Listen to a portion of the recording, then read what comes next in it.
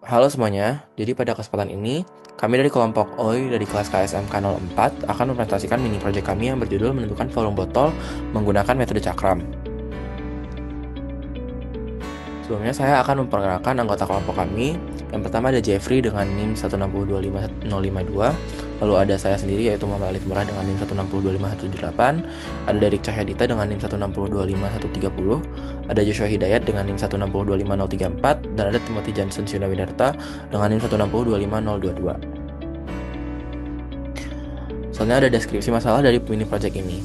Botol minuman, yang seperti yang kita tahu, memiliki bentuk yang tidak simetris, sehingga volumenya tidak bisa dihitung dengan rumus sederhana dan perlu dimodelkan lewat integral benda putar menggunakan fungsi jari-jari terhadap tinggi.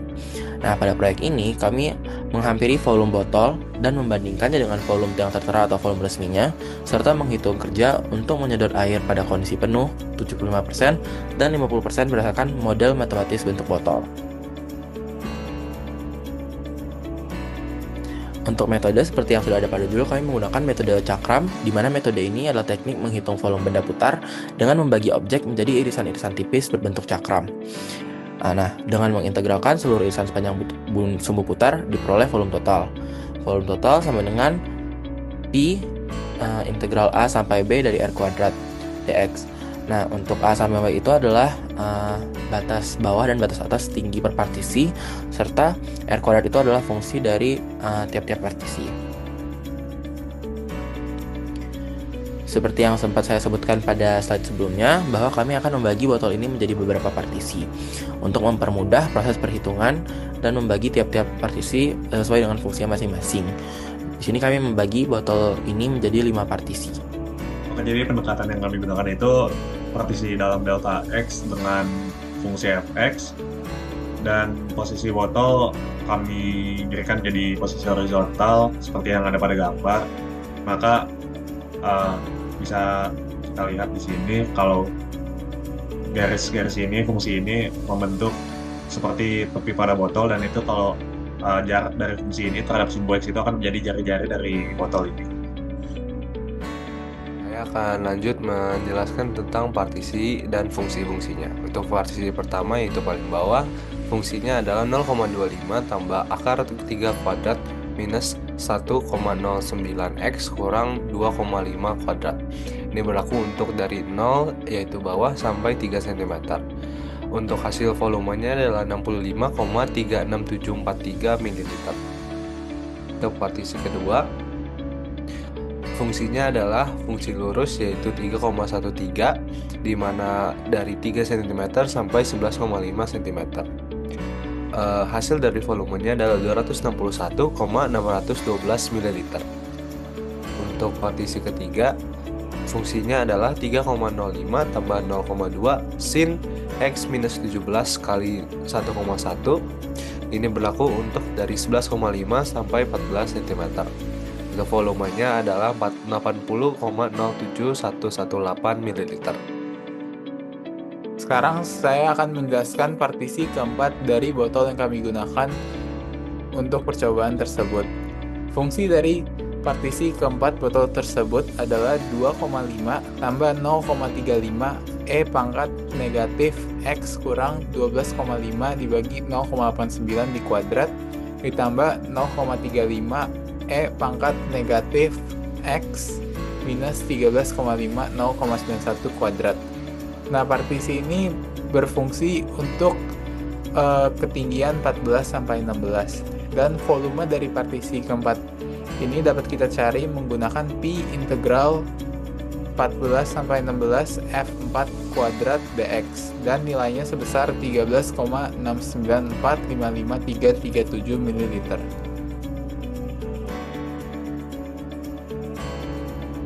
Partisi kelima dan partisi terakhir memiliki fungsi 1,8 ditambah 1 plus cos pi dalam kurung X min 17 bagi 2,9 dibagi dengan 2, dan partisi ini berfungsi untuk ketinggian 16 sampai 19.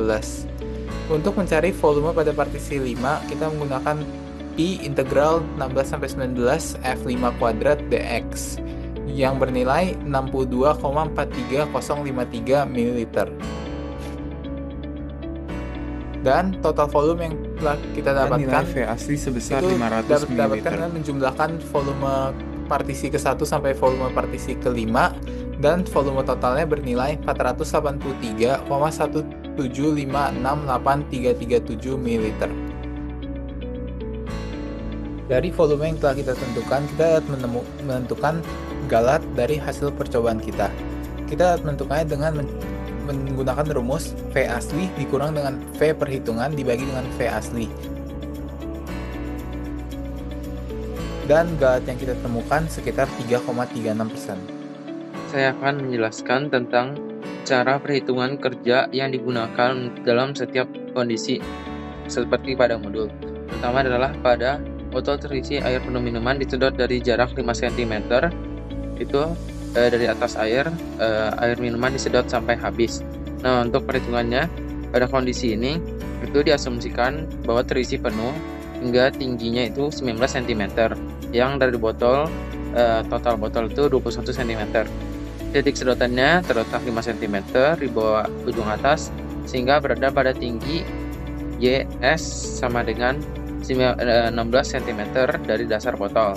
Untuk setiap irisan air pada tinggi X antara 0 sampai 19, jarak yang harus ditempuh air menuju sedotan adalah HX sama dengan 16 min X.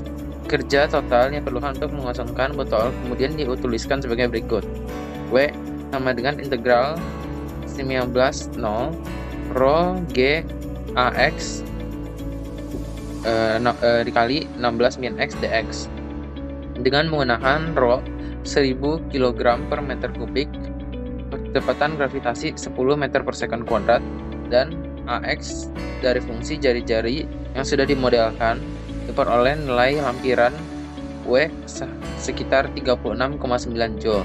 Kemudian untuk bagian yang B, kondisi B memulai dengan keadaan saat botol terisi 75% dari volume total dan diakhiri ketika hanya tersisa 25% dari volume.